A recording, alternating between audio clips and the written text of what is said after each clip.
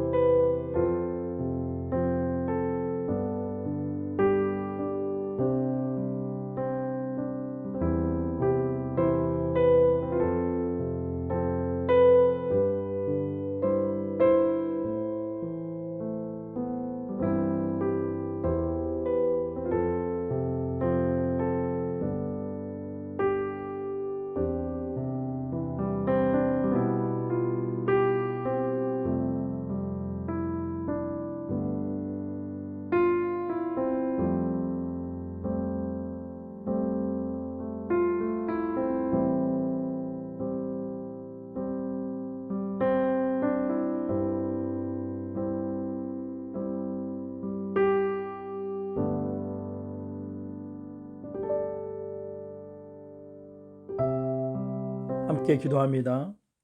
사랑의 하나님, 한 주간의 마지막 날 또 이렇게 주님 앞에 나와 머리 숙입니다. 이 하루도 하나님, 저희들이 주님 앞에 깨어 기도하는 하루가 될 수 있도록 주님 인도하여 주시고 하나님께 드리는 올바른 기도가 무엇인지를 깨닫는 또 오늘의 말씀이 될 수 있도록 주님 인도하여 주시옵소서. 오늘 이 하루를 살아갈 때 주님과 교통하며 살아가게 하여 주시고 그 안에서 은혜를 찾고 그 안에서 기쁨을 누릴 수 있는 저희들이 될 수 있도록 하나님 인도하여 주시옵소서. 감사드리며 예수님 이름으로 기도드리옵나이다. 아멘. 조선 말쯤 조선의 선교사로 왔던 하버트 선교사님이 쓴 조선 멸망사에 나오는 대목입니다. 한국인들은 사회적으로는 유교도이며 철학적으로는 불교도이고 고난을 당할 때는 영혼 숭배자, 즉 미신적이 된다라고 말합니다. 따라서 한국인의 종교가 무엇인지 알려면 그가 고난에 빠졌을 때 어느 쪽으로 기우는지 살펴보면 된다 말합니다. 고난에 빠져 있을 때 그 사람이 믿는 진짜 믿음이 무엇인지 알 수 있다라는 말은 시간이 지난 지금도 여전히 우리의 삶 가운데 유효한 것 같습니다.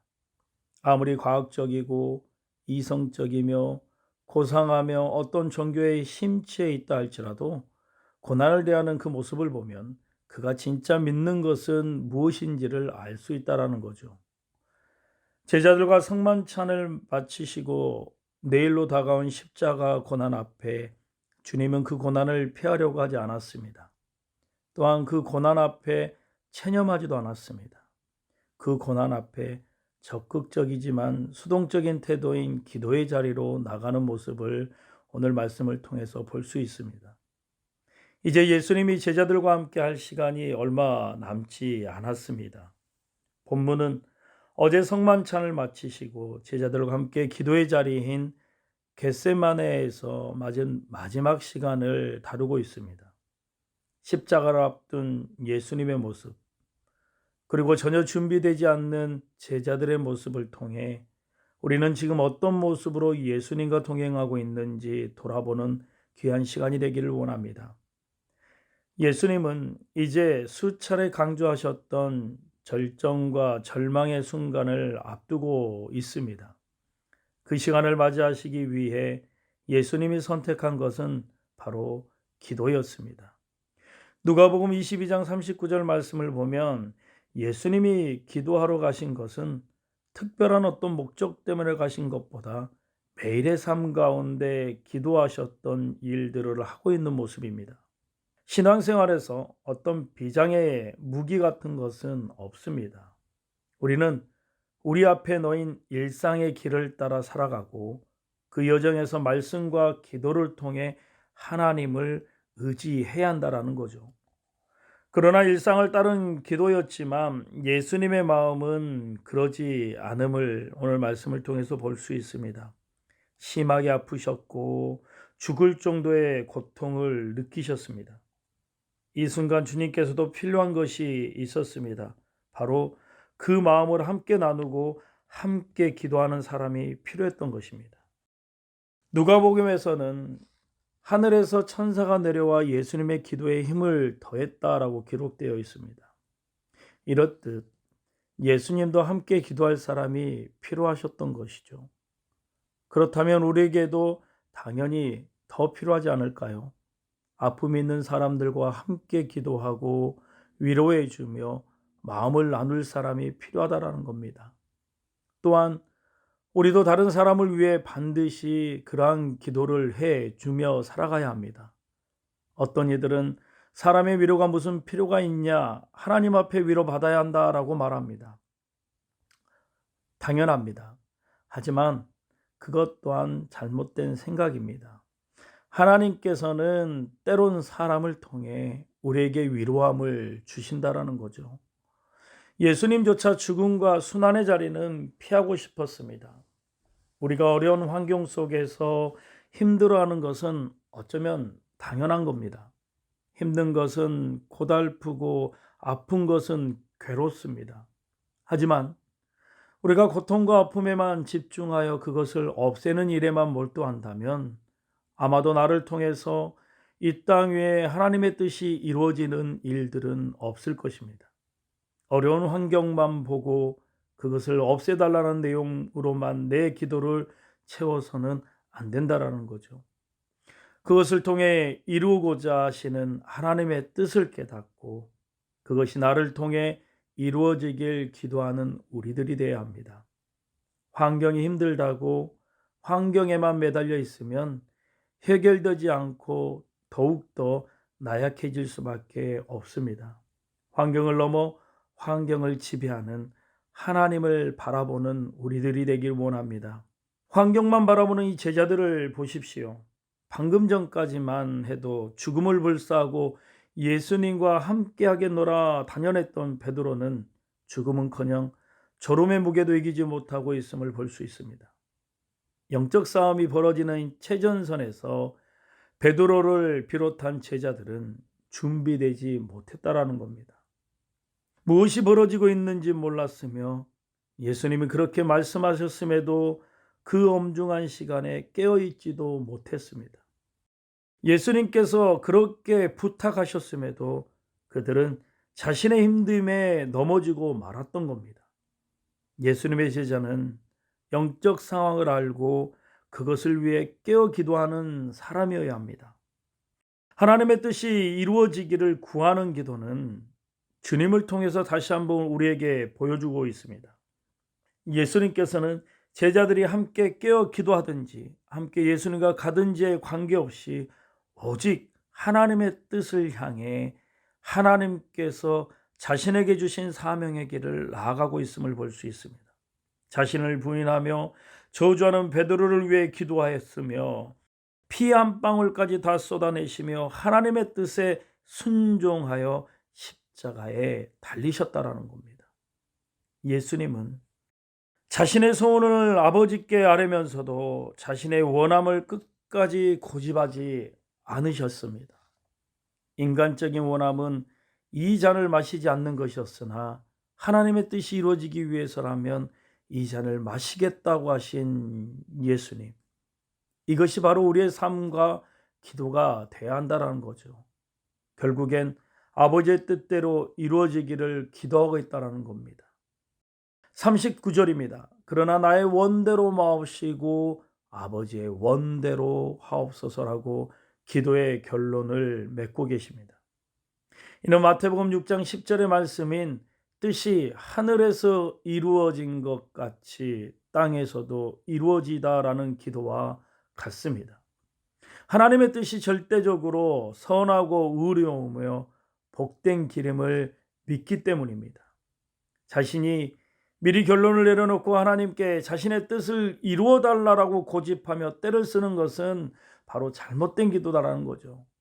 그것은 하나님보다 자신이 좋은 길을 안다고 고집하는 것과 같다는 겁니다. 성도는 자신의 소원을 솔직하게 하나님께 아뢰지만 결국 자신의 소원을 하나님의 뜻에 굴복시켜 하나님의 뜻이 이루어지기를 구하는 바른 기도를 드려야 합니다. 기도의 중요한 목적은 기도를 통해 하나님의 뜻을 깨닫고 그 뜻을 이루기 위해 순종하는 데 있습니다. 예수님은 하나님 아버지의 뜻을 성취하기 위해 대적들에게 저항하지 않고 십자가의 고난을 담당하셨습니다. 주님께서 그들에게 잡히실 때 베드로가 무력으로 저항하자 그분은 하나님의 뜻을 이루기 위해 순종해야 함을 말씀하셨습니다. 주님은 자신을 해치는 자들을 원망하지 않으시고 오히려 그들의 죄사함을 구하셨습니다. 이와 같이 성도는 삶의 현장에서 하나님의 뜻을 이루기 위해 희생하고 헌신함으로 기도를 완성해 나가야 합니다. 일상에서 하나님의 뜻을 구하고 그 뜻에 순종함으로 쉬지 말고 기도하는 삶을 살아야 한다는 거죠. 기복신앙은 기도를 자신의 욕망의 도구로 삼습니다. 그러나 성도는 자신을 하나님의 역사의 도구로 들기 위해 기도해야 합니다. 기도를 통해 하나님의 뜻을 바로 깨닫고 그 뜻을 이루기 위해 헌신하는 성숙한 신앙인이 되어야 한다는 거죠. 고난주간과 부활주일은 매년 이맘때가 되면 돌아옵니다. 매년 고난주간이 시작되는 이 종료주일에 모든 교회가 함께 기도하자고 하나님과 함께 그 사명을 감당하는 교회가 되자고 선포되어집니다. 그런데 이 선포가 울려 퍼질 때 우리의 마음은 어떠한가요? 어떤 마음과 결단이 마음속에 있습니까? 여전히 나의 주장과 생각만 주장하며 나의 편리와 이익을 도모하며 달려가고 있지는 않습니까? 다음 주는 고난주간입니다. 이 고난주간에 우리의 마음에 울려 퍼짐이 있기를 소원합니다. 우리는 결코 십자가를 지거나 감당할 수 있는 존재가 아닙니다. 그저 주님 옆에서 함께 깨어 기도할 수 있는 성도로 그 길을 묵묵히 걸어갈 수 있는 바로 예수님의 동역자가 될 수 있는 우리들의 모습이 되기를 원합니다. 이번 이 고난주간은 특별히 더 깨어 주님과 함께 걸어가기를 원합니다. 세상 속에서 그리스도인이라는 자부심을 가지고 기도하며 주님의 심정을 알고 주님과 함께 기도하며 나아갈 수 있는 귀한 시간이 되길 소망합니다. 다 같이 기도하겠습니다. 사도 바울은 자신의 육체의 가시를 두고 3번씩이나 기도를 하였으나 그에게 주신 말씀은 내 은혜가 내게 족하다라는 것이었습니다. 하나님의 뜻을 받아들이고 순종하는 모습을 말씀을 통해 볼 때 우리는 원함과 소원이 아니라 그 기도가 응답되는 방향이 하나님의 뜻과 바람으로 이루어질 수 있도록 간구하는 우리들이 될 수 있도록 우리가 오늘 이 말씀을 생각하며 함께 기도하며 나가기를 원합니다. 다 같이 기도하겠습니다.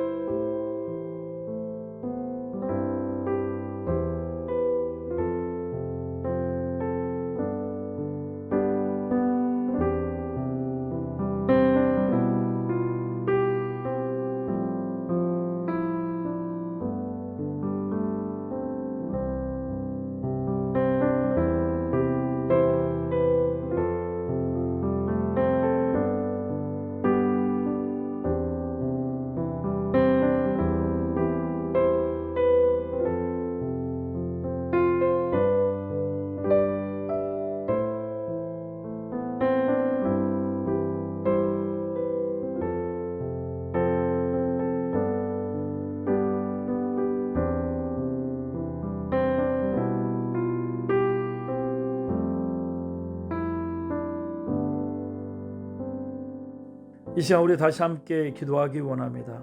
어느덧 한 주간이 지나왔습니다.